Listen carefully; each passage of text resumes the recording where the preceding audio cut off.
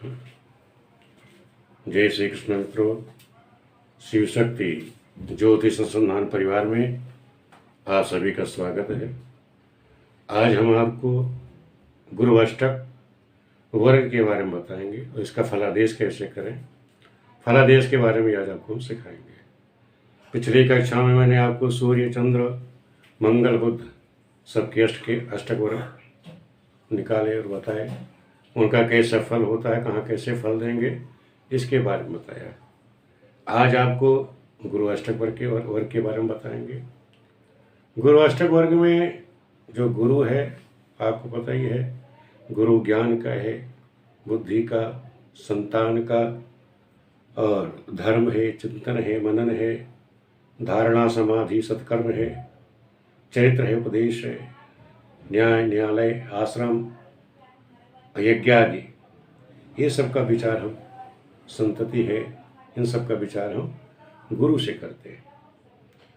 और गुरु अष्टक वर्ग जब गोचर करता है अपने स्थान से, जहाँ पे स्थित होगा कुंडली में, उस स्थान से जब भी गोचर करेगा जिन स्थानों पे, वहाँ कैसे शुभ अशुभ फल देगा, ये हम आपको बताएंगे अभी। और दूसरा है, स्वयं के अष्टक वर्ग में गुरु जो है 0 से 8 बिंदु प्रदान करता है। जिस स्थान पे अधिकतम बिंदु प्राप्त होगा उस स्थान पर शुभ फल देगा, और जिस स्थान पर इसके कम फल बिंदु होंगे, यानी 4 से कम, वहाँ ये अशुभ फल प्रदान करेगा। अब आपको हम अष्टक वर्ग कैसे निकालें, गुरु का अष्टक वर्ग कैसे निकाला जाए, इसे हम आपको सिखाते हैं। जैसे पहले ही बताया था आपको, जो पुरानी कुंडली थी वही लेके चल रहे हैं, उदाहरण वही रखें जिससे आप लोगों को कोई शंका ना हो। तो हमने सिंह लगन की कुंडली ली थी। आज हमें गुरु का अष्टक बनाना है तो गुरु की कुंडली बना दी। जैसे गुरु यहाँ 6 राशि में बैठा हुआ है, 6ठी राशि में कन्या में बैठा था, उसी को हमने लगन बना करके ये गुरु के का प्रस्तारक बनाना है। और गुरु की बात, जहाँ जो ग्रह जैसी बैठी वहाँ पर कौन कौन सा कैसे फल देंगे, गुरु कहाँ पे उन ग्रहों से कैसा फल देगा, इसके बारे में हम आपको बताएंगे। जैसे गुरु यहाँ 6 की कुंडली है, कुंडली में गुरु बैठा द्वितीय भाव में, तो हमने सिंह लगन को ही यहाँ प्रस्तारक में, ये गुरु का प्रस्तारक है, और प्रस्तारक में सिंह लगन ही ली। और ये आपकी राशियाँ हो गई। प्रथम भाव, पहले भाव ऊपर लिख लेंगे, 1 2 3 4 5, इसी तरह 12 भाव। जब 12 भाव आप बना लेंगे, फिर सिंह लगन है, पहले भाव में सिंह राशि है, उसे आप लिख देंगे। जो ग्रह जहाँ पे है, जिस भाव में राशि पे है, जिस भाव में है, उस स्थान पर उसको आप लिख दें। इससे आपको आसानी हो जाएगी प्रस्तारक बनाने में, कौन से ग्रह को कहाँ स्थित है, और वहाँ से हमें कैसे प्रस्तारक बनाना है, उसे आपको समझने में आसानी हो जाएगी।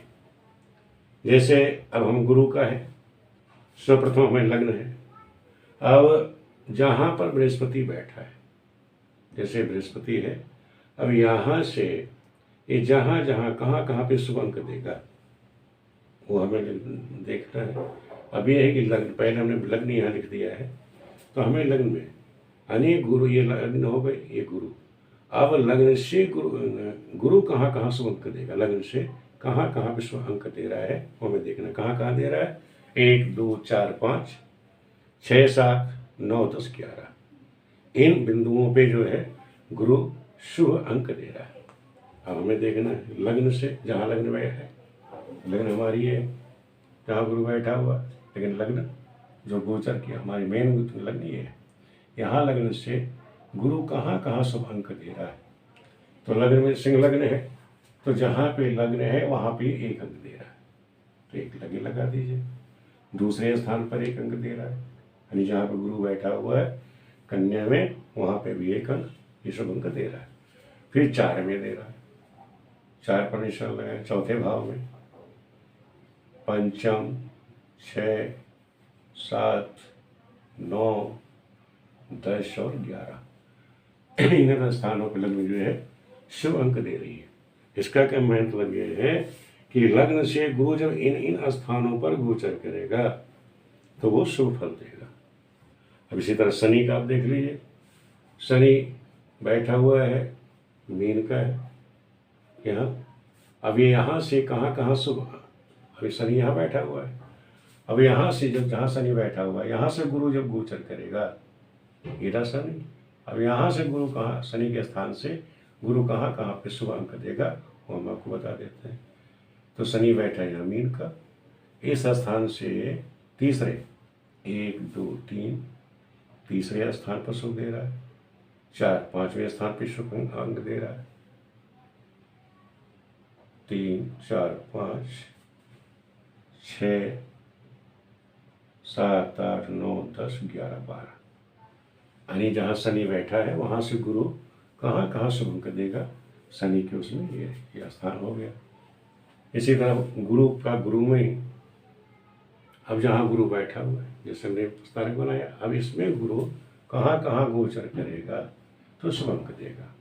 गुरु कहाँ पे शुभ अंक देगा, 1 2 3 4 7 8 10 11, यानी जहाँ पे बैठा हुआ है वहाँ से जब गोचर करेगा तो इन स्थानों पे शुभ अंक देगा।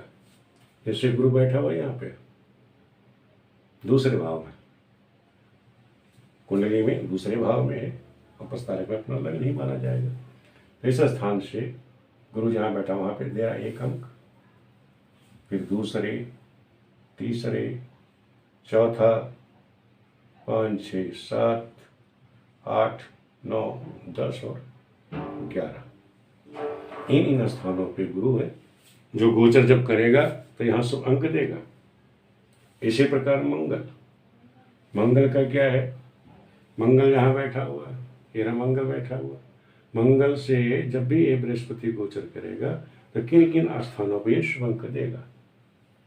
मंगल ये रहा, यहाँ से जब भी बृहस्पति गुजरेगा मंगल से तो किन किन स्थानों पर शुभ अंक देगा, कहाँ दे रहा है, 1 2 4 7 8 10 11, ये रहा मंगल बैठे हुए यहाँ। अब गुरु यहाँ से कहाँ कहाँ गोचर करेगा तो शुभ अंक देगा मंगल को। यह स्थान से पहले स्थान पे जहाँ मंगल बैठा उस स्थान से गोचर करेगा तो शुभ अंक देगा। दूसरे स्थान से गोचर करेगा तो शुभ अंक देगा। 3 चौथे से गोचर करेगा तब शुभ अंक देगा। 4 5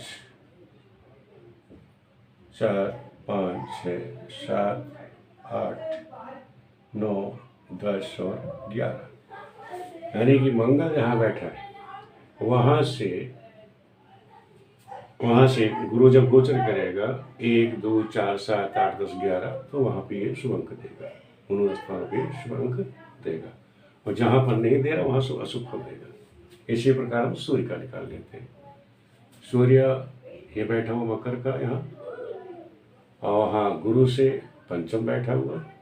अब यहाँ से जहाँ सूर्य बैठा है यहाँ से गुरु जहाँ जहाँ कहाँ कहाँ पे शुभ अंक देंगे वो बता देते हैं। कहाँ से दे रहे हैं, 1 2 3 4 7 8 9 10 11। सूर्य जहाँ बैठा है, सूर्य बैठे हुए हैं, जहाँ पे सूर्य बैठा हुआ है वहाँ से कहाँ पे शुभ अंक दे रहा है, 1 जिस पे बैठा उस पे, दूसरे पे, तीसरा, चौथा, 5 6 7वें स्थान पे, 8 9 पर दे रहा है, और 10 और 11वें। इन अंक स्थानों पर ये जब गोचर करेगा तब ये शुभ अंक देगा। गुरु जो है सूर्य से इन स्थानों पर जब गोचर करेगा तो शुभ अंक देगा। इसी तरह शुक्र का आगे, शुक्र बैठा हुआ है कुंडली में सप्तम भाव में, बृहस्पति से छठे भाव बैठा हुआ है। अब यहाँ से जब बृहस्पति गोचर करेंगे शुक्र से तो किन किन स्थानों में शुभ अंक दे रहे हैं, 2 5 6 9 10 11। शुक्र बैठा हुआ है कुंभ का यहाँ पे, यहाँ से वो दूसरे दे रहा, दूसरे स्थान पर शुभ अंक देगा। 2 3 4 पंचम, छठे, 7 8 9 10 और 11। इन स्थानों पर ये शुभ अंक दे रहा है। यानी शुक्र से जब गुरु यहाँ गोचर करेंगे इन स्थानों पर तो ये शुभ अंक देंगे। इसी प्रकार बुध का निकाल लेते हैं। बुध कुंडली में पंचम में है, और बृहस्पति से चौथे स्थान पर बैठा हुआ है। अब यहाँ से जब गुरु गोचर करेंगे तो कहाँ कहाँ पे शुभ अंक दे रहे हैं। बुध से, जहाँ बुध बैठा हुआ है, ये बुध बैठा हुआ है, यहाँ से बृहस्पति पहले स्थान पर शुभ अंक दे रहा है, जहाँ बैठा वहाँ पर स्थान पे दे रहा है। दूसरे पे शुभ अंक दे रहा है, चौथे पे 5, 6, 7, 8, 9, 10 और 11 में इन स्थानों पर वो शुभ अंक देगा बृहस्पति। इसी प्रकार चंद्रमा, अब चंद्रमा से, चंद्रमा यहाँ बृहस्पति से दूसरे भाव में है, कुंडली से तीसरे भाव में है। जब बृहस्पति यहाँ से गोचर करेंगे तो किन किन स्थानों पर शुभ अंक दे रहा है, ये हमें निकालना है। ये हम आप लोगों को सिखा रहे हैं कि जब जब बृहस्पति, जैसे सूर्य का निकाला था, तो सूर्य से जो ग्रह गोचर करी उन्होंने, जैसे सूर्य से सूर्य गोचर करा वो है, शुक्र से सूर्य गोचर करेगा तो फल देता है, इस तरह से आपको समझाया था। इसी तरह इसका है बृहस्पति का। अब बृहस्पति में हम चंद्रमा निकाल रहे हैं, जहाँ चंद्रमा बैठा है यहाँ से जब बृहस्पति अब गोचर करेंगे तो कहाँ कहाँ शुभ अंक देंगे। तो चंद्रमा जहाँ बैठा हुआ है, चंद्रमा हमारा बैठा ये तीसरे भाव में, कुंडली में तीसरे भाव से चंद्रमा दूसरे 5, 7, 9, 11 में शुभ अंक दे रहा है। तो चंद्रमा से दूसरे में हमको शुभ अंक मिल रहा है, 2 में, 3, 4, 5, 6, 7, 8, 9, 10 और 11 इन स्थानों पे हमको ये शुभ अंक प्राप्त हो रहे हैं। इस प्रकार ये 56 शुभ बिंदु यानी शुभ रेखा हमको प्राप्त होती है बृहस्पति के अष्टक वर्ग में। जिन जिन स्थानों पर हमको शुभ अंक नहीं मिले, जैसे लग्न है तीसरे, 8वें और 12वें स्थान पे इसने शुभ अंक नहीं दिया, तो यहाँ लग्न जब भी गोचर करेगी बृहस्पति के अष्टक वर्ग में, लग्न जब भी बृहस्पति जब यहाँ से गोचर इसकी अष्टक वर्ग में, तो इन स्थानों जहाँ जहाँ इसको पॉइंट शुभ अंक मिले हुए हैं वहाँ से गोचर करेगा तो शुभ अंक मिलेगा, शुभ फल देगा। लेकिन जिन स्थानों पर शुभ अंक नहीं मिले हैं, 0 मिला हुआ है, उन भावों को अशुभ फल देगा, नुकसान देगा। इसी प्रकार शनि का जिन जिन स्थानों पे इसने शुभ अंक नहीं दिए हैं वहाँ ये अशुभ फल देगा, वहाँ हम 0 लिख देते हैं। जहाँ जिन्होंने शुभ अंक नहीं दिए हुए हैं वहाँ हम 0 लिख दे रहे हैं। ये 0 लिख दिया, 0 लिखने के बाद यहाँ से जब भी बृहस्पति गोचर करेगा इन स्थानों से तो वो अशुभ फल देगा।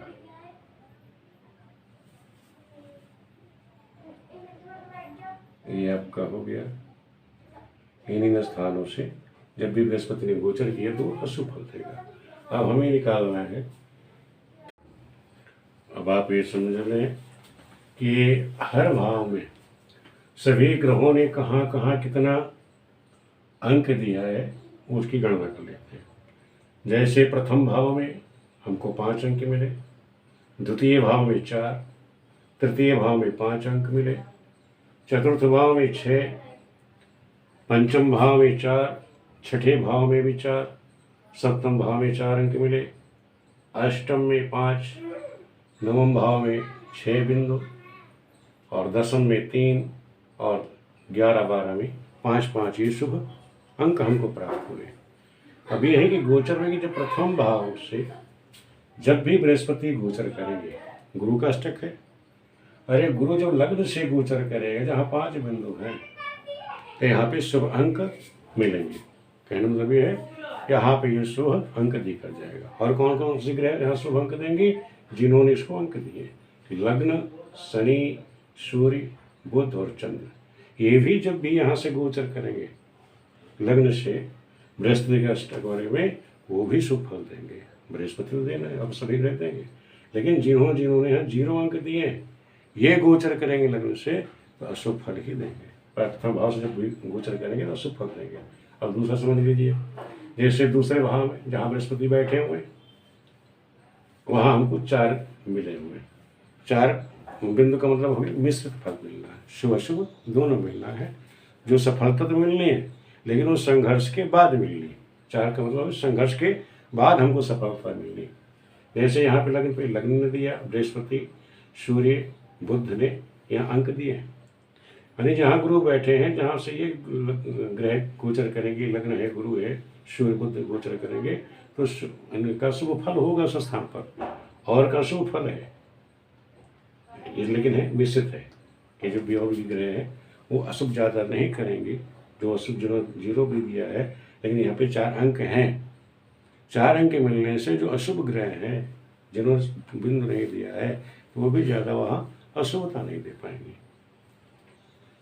अब इसी तरह तीसरे में 5 अंक मिले हैं, यहाँ शुभ फल प्राप्त होगा। जहाँ 6 वहाँ अति शुभ, अभी आपको बताता हूँ मैं आगे कि वहाँ और भी ज़्यादा फल मिलेगा। तो जहाँ जहाँ ये 4 पॉइंट है वहाँ पे तो हमको शुभ फल मिला। अशुभ कहाँ हो रहा है इस पूरे उसमें? केवल 3 अंक, जैसे 10वें में, यानी गुरु से जहाँ बैठा हुआ है यहाँ से, यानी 10म भाव ये हो गया। यहाँ जब भी बृहस्पति गोचर करेगा तो वहाँ अशुभ फल देगा। कौन कौन से ग्रह अशुभ फल देंगे? इसके अलावा केवल लग्न और शनि और बुध, केवल यही 3 शुभ फल दे रहे हैं। बाकी गुरु, मंगल, और यहाँ पे चंद्र अशुभ फल दे रहा है, बुध अशुभ दे रहा है, शुक्र अशुभ दे रहा है, सूर्य और मंगल, ये सभी यहाँ पे अशुभ फल देंगे जब 10म से ये गोचर करेगा गुरु। तो ये इस तरह से प्रस्तारक हो गया। अब ये ध्यान रखें कि जैसे कि जहाँ पे गोचर भाव से कर रहे हैं, जहाँ पर 0 अंक मिल जाए यहाँ प्रस्तारक में, अगर यहाँ कुल टोटल में कहीं पे कि 0 आ जाए तो समझ लो कि संतान की हानि होगी, धन की हानि होगी, बीमारी है, मृत्यु है, ये कष्ट हमको मिलते हैं। इस चीज़ का ध्यान रखें कि कहीं पे 0 है, वहाँ से बृहस्पति ने अगर गोचर किया तो वहाँ पे दिक्कत आ जाएगी। जहाँ पे कहीं 1 बिंदु प्राप्त हुआ हो तो वहाँ शारीरिक, मानसिक और शत्रु पीड़ा ये हमको मिलती है। इस चीज़ का ध्यान रखें। और तीसरा कि जैसे यहाँ पे सबसे कम बिंदु क्या मिला हुआ? 3, 10म में। 3 बिंदु में क्या होता है? ज्ञान की हानि होगी, परीक्षा में सफलता मिलेगी, स्मरण शक्ति कम होगी, इस तरह की समस्या। और काम, क्योंकि 10th भाव वहाँ 10th में है, तो काम रोजगार में भी एक दिक्कत और बाधा पैदा करेगा। और जहाँ पर 4 मिले हुए हैं, अंक मिले हुए हैं, वहाँ मध्यम फल है। मध्यम फल का मतलब है कि संघर्ष के बाद सफलता प्राप्त है। वहाँ जहाँ जहाँ पर ये 5 बिंदु हमको प्राप्त हैं, 5 का मतलब है वो शत्रु विजयी है, मानसिक शांति मिलेगी, विवाह संबंधी कार्य होंगे, बिगड़े कार्य बनेंगे, संतान की प्राप्ति होगी। ये सब काम हमारे होने शुरू होंगे। कब? जब यहाँ से बृहस्पति गोचर करेगा, जहाँ जहाँ पर ये 5 अंक हमको प्राप्त है। और 6 जहाँ है 6 में, जैसे 6 बिंदु यहाँ प्राप्त है, 9वें भाव में प्राप्त है 6 बिंदु, और 4th भाव में। ये 2 भाव में जब भी बृहस्पति गोचर करेंगे तो वहाँ आवास संबंधी समस्या जो है, इस 4th भाव को आवास के कहा, आवास संबंधी है, तो आवास संबंधी समस्या का इस तरह के मकान है, वाहन है, भूमि है, इसका सुख प्राप्त हो जाएगा।